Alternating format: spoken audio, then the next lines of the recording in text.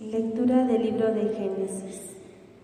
En aquel tiempo, Dios bendijo a Noé y a sus hijos, diciéndoles: crezcan y multiplíquense y llenen la tierra. Todos los animales los temerán y los respetarán a ustedes. Las aves del cielo, los reptiles de la tierra, los peces del mar, están sujetos a ustedes. Todo lo que vive y se mueve les servirá a ustedes de alimento. Se lo entrego a ustedes, lo mismo que los vegetales. Pero no coman carne con sangre, pues en la sangre está la vida. Por eso yo pediré cuentas de la sangre de ustedes, que es su vida. Se las pediré a cualquier animal, y al hombre también le pediré cuentas de la vida de su hermano. Si alguien derrama la sangre de un hombre, otro derramará la suya, porque Dios hizo al hombre a su imagen. Ustedes crezcan y multiplíquense, extiéndanse por la tierra y domínenla. También dijo Dios a Noé y a sus hijos: ahora establezco una alianza con ustedes y con sus descendientes, con todos los animales que los acompañaron, aves, ganados y fieras, con todos los que salieron del arca, con todo ser viviente sobre la tierra. Esta es la alianza que establezco con ustedes. No volverán a exterminar la vida con el diluvio, ni habrá otro diluvio que destruya la tierra. Y añadió: esta es la señal de la alianza perpetua que yo establezco con ustedes y con todo ser viviente que esté con ustedes. Pondré un arco iris en el cielo como señal de mi alianza con la tierra. Palabra de Dios.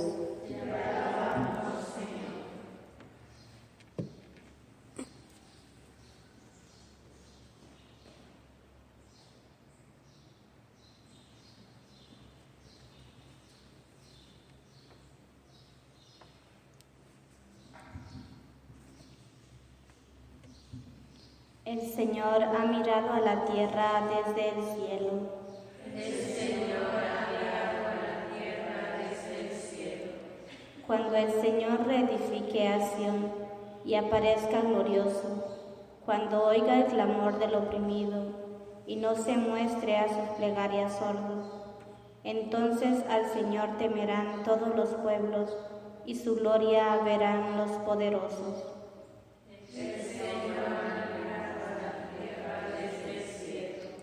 Esto se escribirá para el futuro, y alabará al Señor el pueblo nuevo, porque el Señor desde su altura santa ha mirado a la tierra desde el cielo, para oír los gemidos del cautivo y librar de la muerte al prisionero.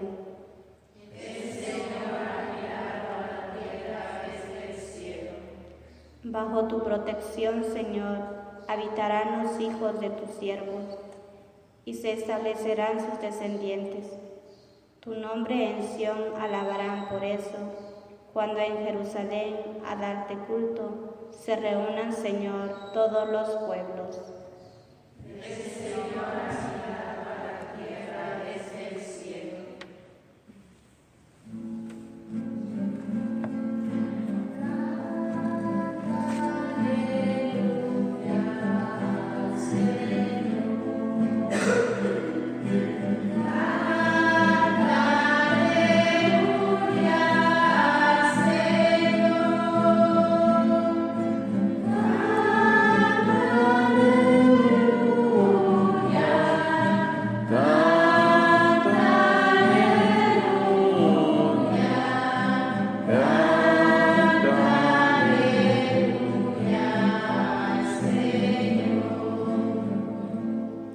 El Señor esté con ustedes. Y con tu espíritu. Lectura del Santo Evangelio según San Marcos.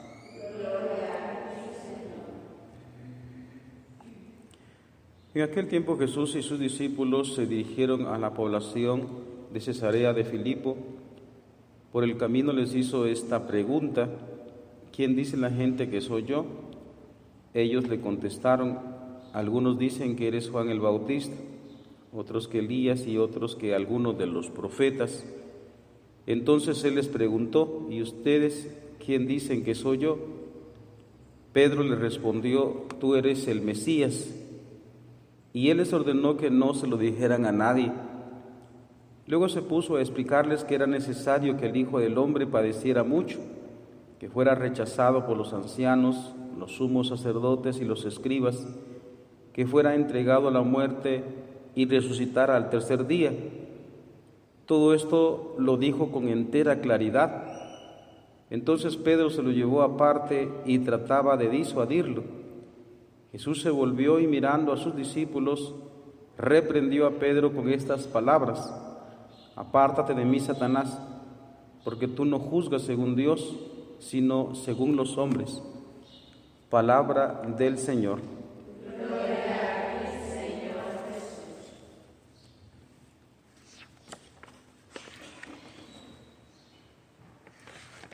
Unas poquitas palabras en torno a la lectura primera. Hoy particularmente se nota muy claro la intención también que tiene el agiógrafo de este escrito, porque los pueblos antiguos, como sabemos todos, eran politeístas, tenían muchos dioses. Tenemos la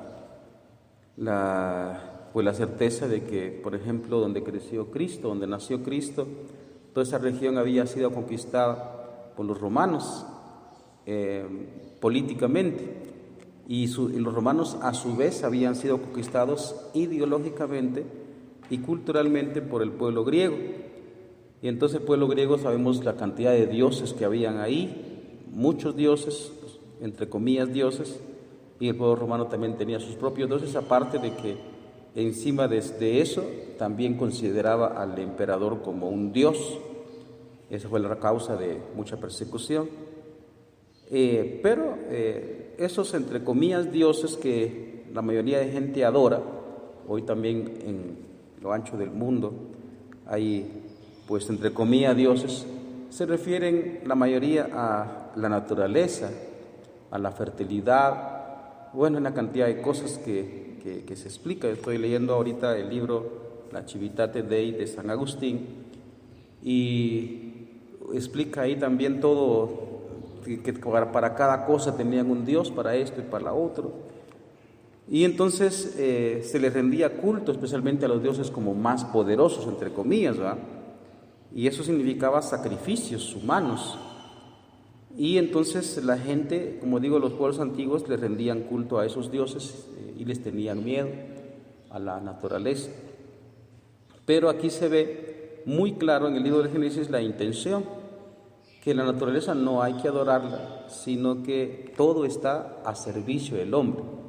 Ahora, el problema en la actualidad es que tenemos un movimiento pendular. En ese tiempo antiguo, pues se adoraba a las fuerzas, a los elementos de la naturaleza por lo impactante, por lo indómito, a las fuerzas tan extraordinarias que tiene.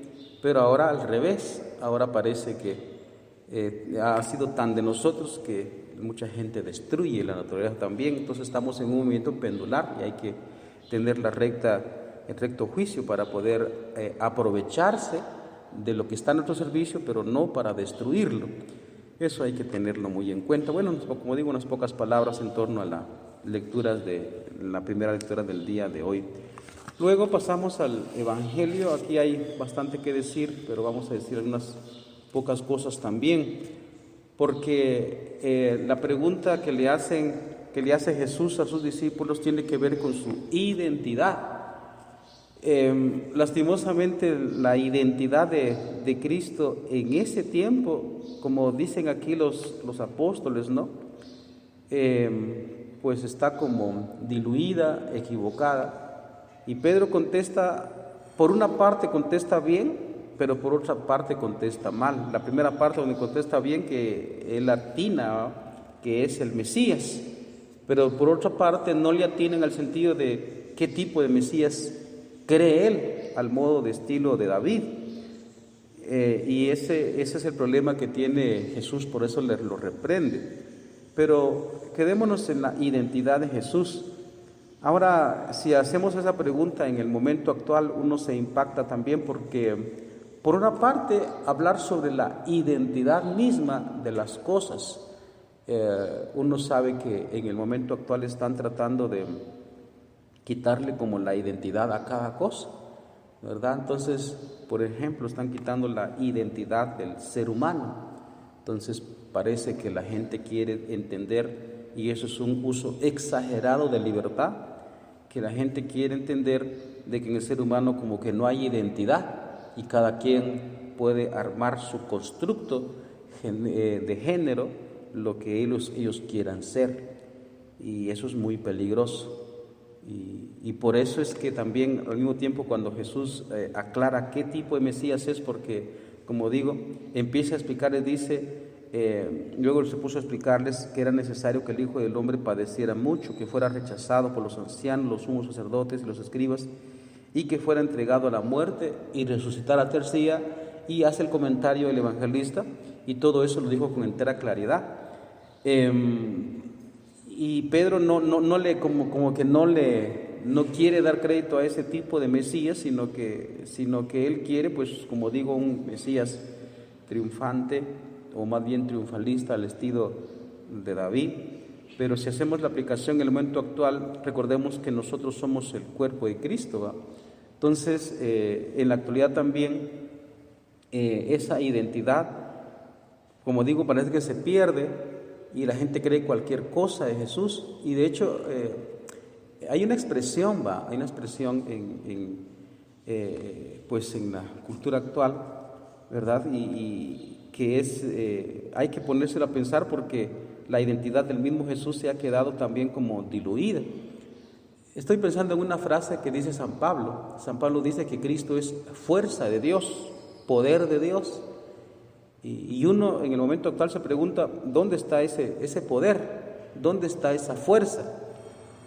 Si observamos en los apóstoles, ellos por supuesto que ya lo entendieron después de la resurrección, después de que Cristo les dio numerosas pruebas, y eso para ellos fue bastante fuerte, de tal manera que estos hombres, 12 hombres, algunos instruidos, otros no instruidos, otros eran rudos, otros también estaban contaminados por ideologías políticas y comportamientos, y bueno, tanta cosa, y después de la resurrección prácticamente se transformó su mundo, y tuvieron la valentía y emprendieron, como se dice, tuvieron una empresa colosal, prácticamente es llevar a Jesús al mundo entero, y lo lograron.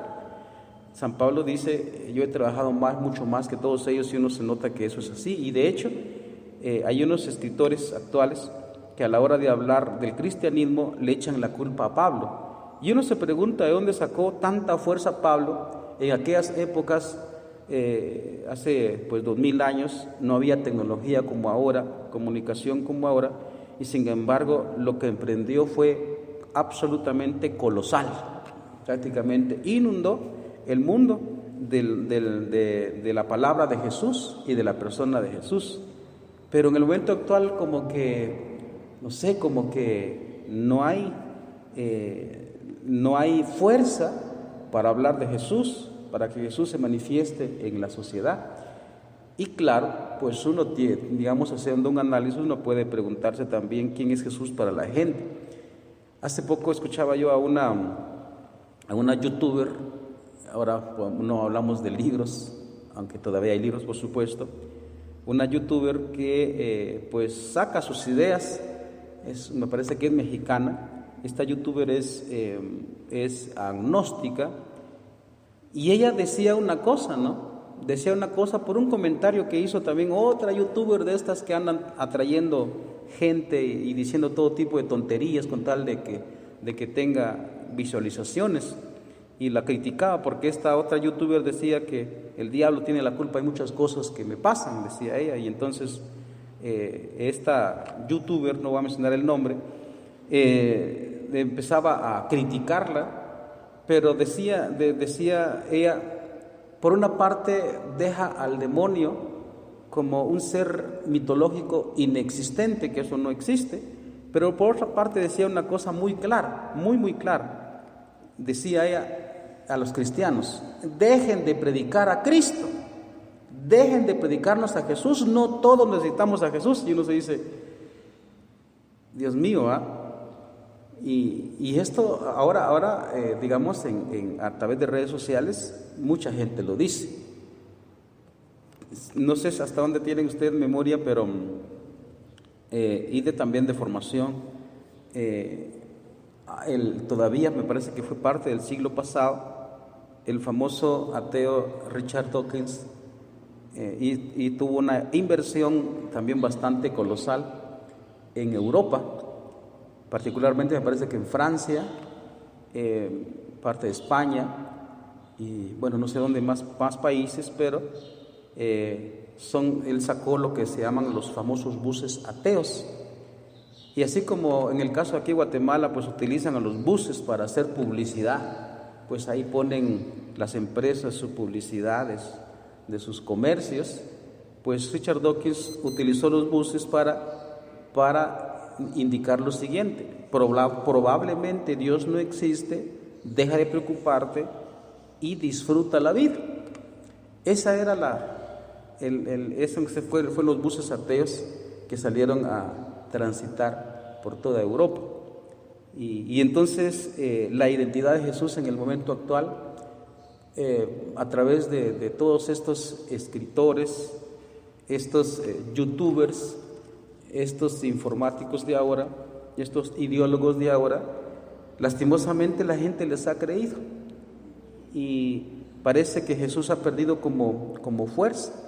Parece, por supuesto, que no Jesús el mismo Jesús, sino la identidad de Jesús en el momento actual parece que está diluida, ha sido reducido a un personaje más. Por ejemplo, en el caso de la nueva era, los masones también dejan a Cristo como un maestro más. Es un gran maestro, pero un maestro más. Y la gente les ha creído. Y dense cuenta ustedes que también los comentarios que hace nuestra gente, ¿verdad?, en las comunidades, cuando por ejemplo la gente se casa y entonces, o cuando la gente es invitada por una secta protestante o por cualquier cosa, y entonces la gente dice: es el mismo Dios que damos en todas partes. Esa idea la han metido los masones y la nueva era, y entonces el mismo Dios, pero pues un gran maestro nada más. Pero en el fondo esa es la idea de la montaña, por distintos caminos y todos llegamos a lo mismo. Y entonces la identidad de Jesús en el momento actual ha quedado también reducida. Ahora la pregunta para nosotros sería también para nosotros: ¿quién es Jesús? Tenemos que hacernos la pregunta, porque ahí es donde, como le pasó a San Pablo, como le pasó a Pedro, y por lo cual incluso hasta se dejaron matar por tremendo impacto que les causó Cristo, verá que ellos tenían, como decía Pedro, nosotros no podemos callar lo que hemos visto y lo que hemos oído. Mesías, lastimosamente la palabra Mesías también ha quedado diluida. La palabra Mesías es una especie de ridículo de la pantalla, y lastimosamente la gente no sabe ni qué significa Mesías. Es decir, para nosotros ahora pues ha quedado, como digo, diluido ese concepto. Y reformándolo un poco, nosotros podemos decir es el Salvador. Pero aquí también hay otro problema, que en la actualidad en el mundo, pues parece que el Salvador, quien es el capaz de salvar a la humanidad, ahora está en manos de los profesionales, cualquier tipo de profesional. Y entonces ha quedado diluido todo eso. Y por eso es que ahora no se experimenta, como dice San Pablo, pues Cristo es fuerza de Dios. No se experimenta eso. Entonces habrá que también nosotros reformar no solo nuestras ideas también, como digo, sino más bien la identidad de Jesús en el corazón de uno, su persona, su dulce persona. Él vino a salvarnos, no de cuestiones puramente materiales, ¿verdad?, de una enfermedad, como el caso de los médicos, En el caso de terremotos y de grandes cosas, pues ahí están los profesionales, los grandes empresas de profesionales para poder ayudar a todo eso. Pues no digo que esté mal, pero recordemos que la salvación que trae Jesucristo es la salvación de la muerte, es decir, los enemigos de Jesús no son de este mundo, son, como dice San Pablo, los espíritus, Satanás y todo esto, ¿no? Entonces habrá que recordar eso para poder recuperar nosotros en nuestra cabeza, no solo en nuestra cabeza, sino principalmente en nuestro corazón, quién es Jesús. Y así como para nosotros, por ejemplo, es una madre pues no es una idea, una madre es el ser que nos regaló la vida físicamente hablando y que también se desvela por nosotros, nos ama y está dispuesta a todo con tal de salvarnos la vida física, al menos en ese aspecto. También en ese sentido recuperar que Jesucristo pues es el que me dio la vida, como dicen en San Juan capítulo 1, es el que me dio la vida, por Él existo, sin Él mi vida no tiene sentido, sin Él me muero. Él es mi Salvador, el Salvador que no va a permitir que yo muera para siempre, sino que pues es el que me va a resucitar, es el que me da vida absoluta. Pues ojalá que nosotros recuperemos desde el corazón, desde la fe también la identidad de Jesús para poder llevarlo al mundo.